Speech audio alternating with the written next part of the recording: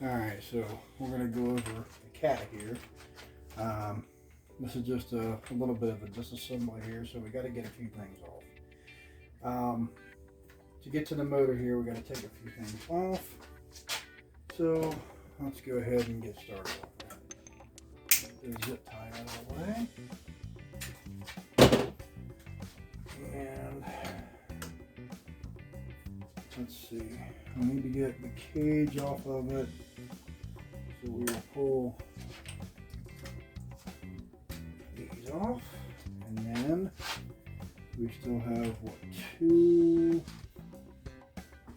I think I use 2 millimeters or something, 2.5. Turn this on its side. That way I can access underneath, and we're just gonna pull these out.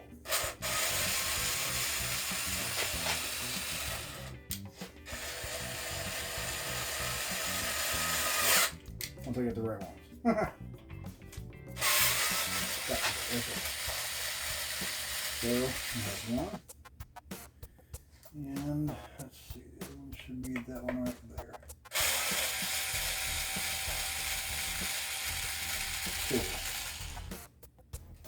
Okay, so put the screws aside. Put the cat here. A little makeshift stand. It should be. I'm pretty sure. Yep. Oh, I forgot about the zip tie on the guy really here. Get that off of there. Okay, so now that we have the cage off, this is basically just kind of like the roll cage for the body.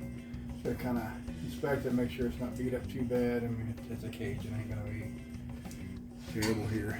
And what I'm gonna do, make sure I don't lose everything, I'm kind of anal like that. Throw everything back on it, on the cage itself, so that I have all my screws and all my little pins that go with everything, so I don't forget nothing, or it gets misplaced or any of that jazz. I know where everything is. So if not, I'm sure the best system for some people, but for me it works out great. Now what we're gonna do before I do anything else, because again I'm kind of anal like that, is I'm going to clean this off over here. It's pretty nasty. So basically what I'm just going to do is wipe it down with a paper towel. I look for a way to take the fuel lines off and plug them up. Generally what I do is I just kind of stick a screw in them. So I'm going to try to match one up without getting crazy here. I don't want to destroy the line, so I'm just going to kind of run it in a little bit. If you get the right size, like this one right here seems to be the right size, you're just going to kind of have to play around. So that's that one right there. Let me see if I can yank this bottom one off with the same success, I hope. So now that that's loose, I should be able to pop this right out. Slide it out, whatever. There we go. Actually, they say that a lot of dirt gets in there on these filters. I've not really had that experience, but I mean, there is some, it is a motor. This is what I don't think it's really dirt. It looks more like grease, oil type mix or whatever. That's okay. Maybe it's a little bit of both. No idea. No way to really kind of check that. You just go with your gut on that one. This is like a motorcycle filter that I use, and I put a kind of like a dust guard over top of it. I think it does an okay job. I mean, oil filter ones are probably better, but this should be okay, really. Alright, so back to the task at hand. So we should really take off, let's go ahead and get the linkage out of the way as well, because it's going to have to come off regardless.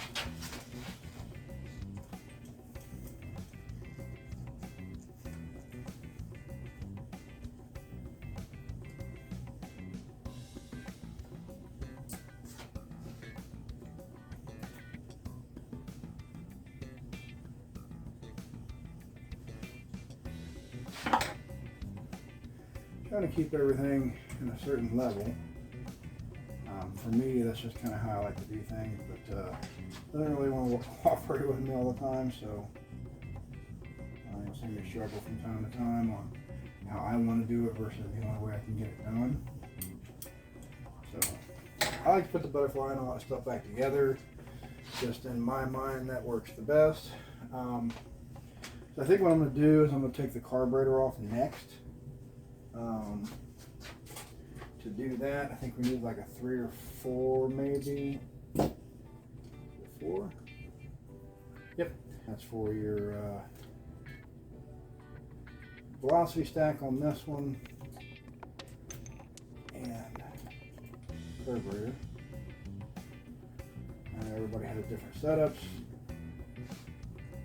different ways of doing things, that kind of thing. Totally fine. And once you get it loose, you'll see it'll just come right out of here. I want to take this off anyway because I do want to inspect the carburetor, kind of see if it is getting dirt in there. If it is, then I'm definitely going to be switching filters. So let's get this other fuel line off first.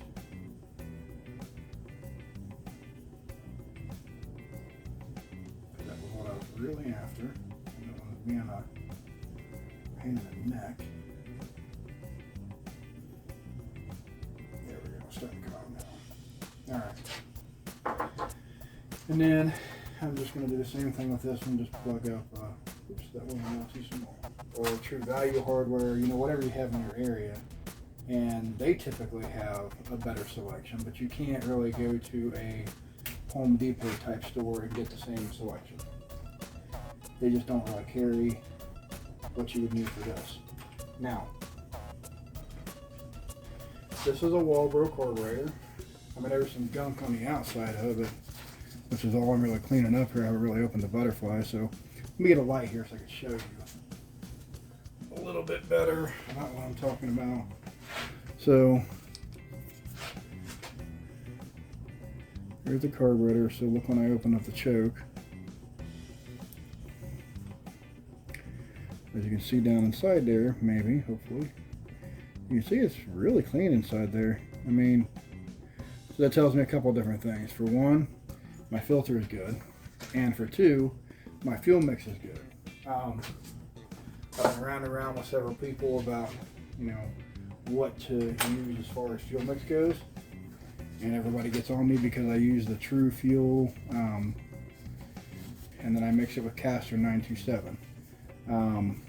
I know one other guy does that, and I think it's Weirly or Gorley. I'm sorry, Gorley, I'm probably saying your name wrong. I'm terrible at names.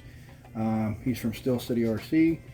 So if you haven't seen his channel, go check it out. Give him a sub, because he is definitely pretty badass when it comes to this.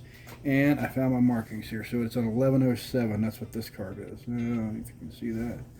I kind of switched to the 990s because they don't have the choke. And I think that in my area, that is perfectly fine.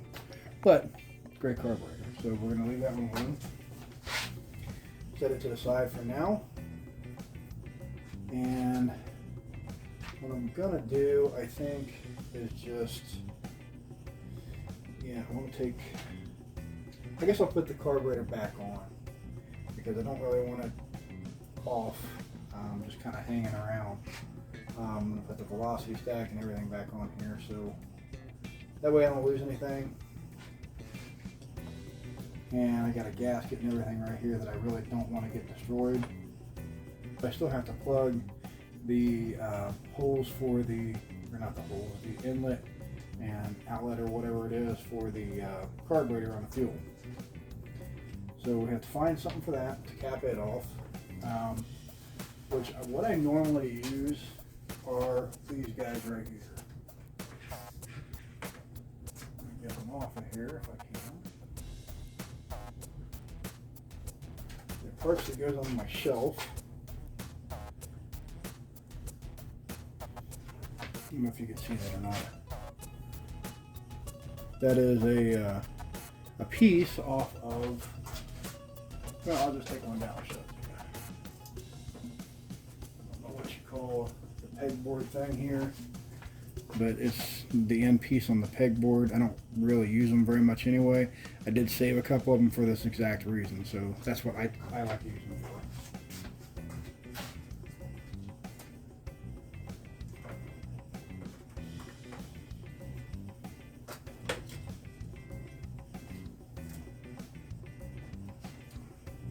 So I have two of these.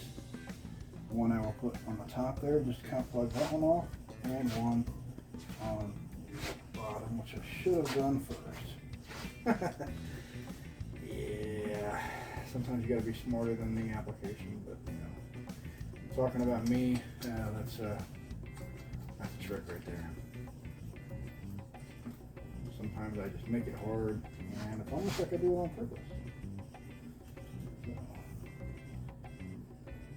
Other one there we go. And I will cinch this back up. Just, you know, kind of mocking it up is all I'm really doing. And then I'll show you why that's important.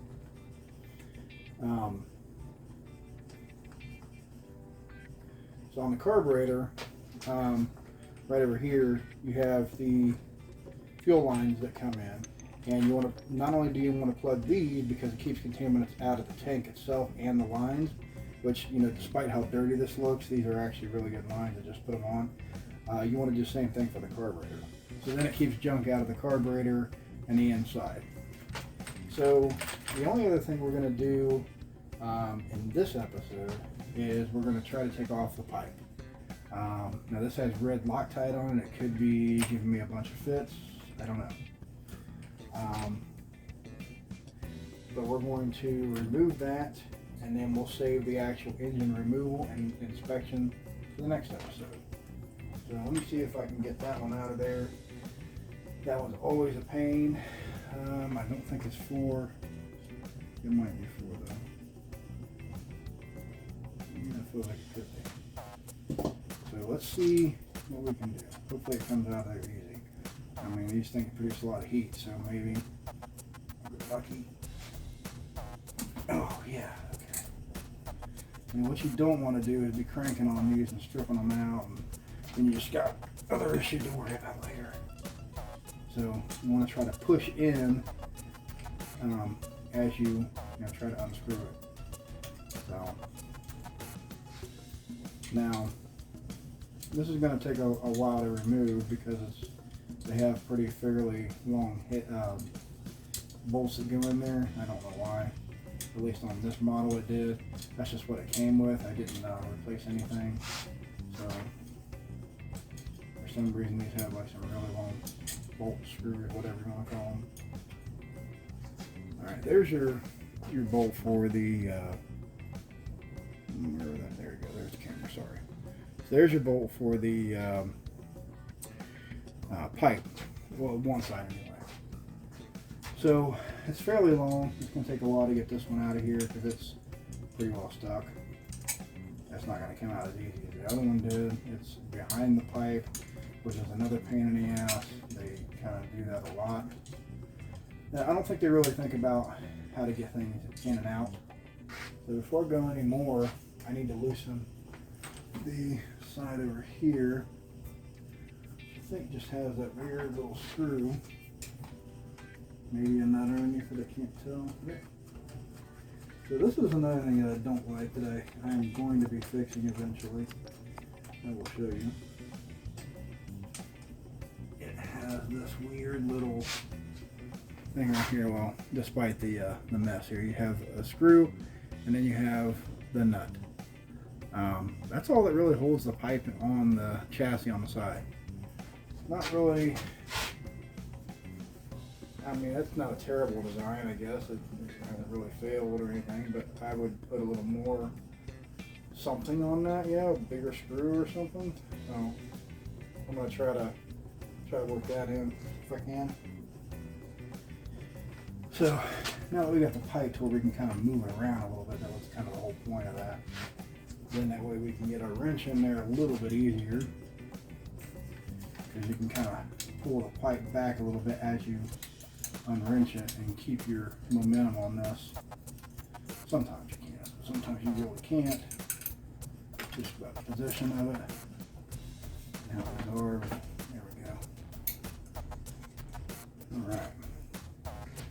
So that came out kind of, I won't say easy, but you know, not too much trouble. And this is a Jet Pro pipe. I really like it on this rig. It works out really well. So we're going to be keeping this, at least on this. So kind of clean it up just a little bit. Again, just getting the grease, the oil, all that jazz off. You know, I'm not really worried about making it pristine. It's not a shelf clean. I just want to kind of see on the side, see what kind of burn off we're getting. Let's see. Well, one thing I can see is we've got a little bit of pancaking going on the top of the piston head. That's what I call pancaking anyway. So basically what it is, you got your head flat on the top, starting to round on the sides. I don't know why it does that, but that's something for later. So next time, what we're going to do, I'm going to cover up this hole for now, and I know this is a paper towel, but if you just kind of be gentle with it, it's not going to rip and tear and any of that jazz. So you just want to kind of keep everything out of the engine. We're going to do the same thing in the front here with the other side. I thought I'd actually already done it, but I hadn't. So we're just going to take the same thing on the other side that I didn't rip. The choke is closed, but we're going to stuff that in there just in case something were to try to get in there, spider or whatever. We don't want them nesting in there. And then our ports are closed to the engine. The fuel tank is all closed off. We got this cage removed, so we got a good start on getting this thing out of here. So then we can actually replace and upgrade the engine itself. So the next episode we'll actually pull this out, pull it apart, see if we can tell a little bit about what might have happened to it. Check out the chassis here, what might have happened to it, and so we can go forward with that and not make the same mistakes again. So that's going to be in episode 2. So this is number 1, the heart replacement of the Redcat Rampage TT. Thanks everybody for watching. If you haven't, go ahead and hit that like button, subscribe, and I'll see you on the next one.